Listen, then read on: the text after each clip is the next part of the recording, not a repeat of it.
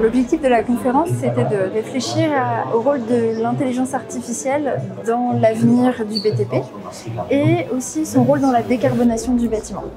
Un des enjeux pour nous, c'est d'aborder le rôle que peut avoir l'intelligence artificielle dans la décarbonation, c'est-à-dire comment est-ce qu'on arrive en 2050 à la neutralité carbone, comment est-ce qu'on arrive à rénover l'ensemble des bâtiments de France, comment on arrive aussi à limiter l'impact de la construction neuve sur l'environnement.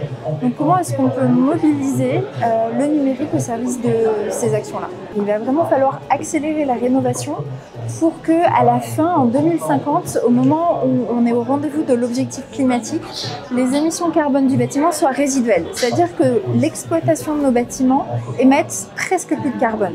Et là, il va vraiment falloir accélérer. Ce qui m'a intéressé, c'est comment l'intelligence artificielle va être un acteur dans la manière de construire et aussi la manière de former. Donc le prendre en main dès maintenant, c'est un sujet du présent mais aussi de l'avenir. Je pense que c'est un sujet actuel. Il faut l'aborder aujourd'hui, ça existe déjà, les jeunes s'emparent de l'outil. Comment nous l'aborder et pas être obsolète dans notre manière d'aborder la formation.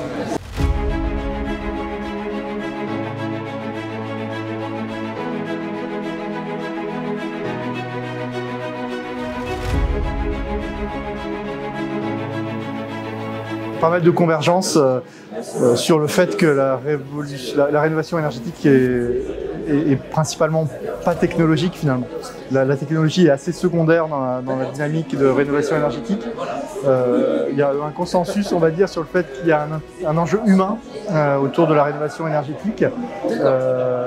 D'autres sujets également financiers, mais finalement beaucoup moins technologiques. L'enjeu humain, qu'est-ce qu'on met derrière? En fait, on met derrière déjà l'usager du bâtiment, c'est-à-dire que l'enjeu quand on rénove énergétiquement un bâtiment, c'est que l'usager effondre ses consommations de chauffage, prioritairement, et ses consommations énergétiques.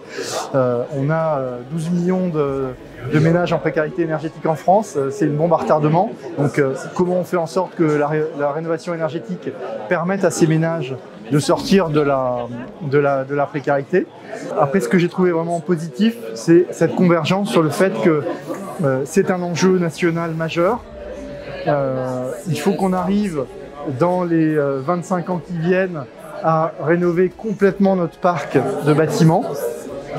17 millions de maisons, une quinzaine de millions d'appartements, plus tout le tertiaire. Il faut qu'on arrive à rénover l'ensemble de ces bâtiments à un niveau performant. Et ça, c'est un défi pour la filière. C'est un défi donc humain, prioritairement, de faire travailler ensemble la filière pour réussir ce défi.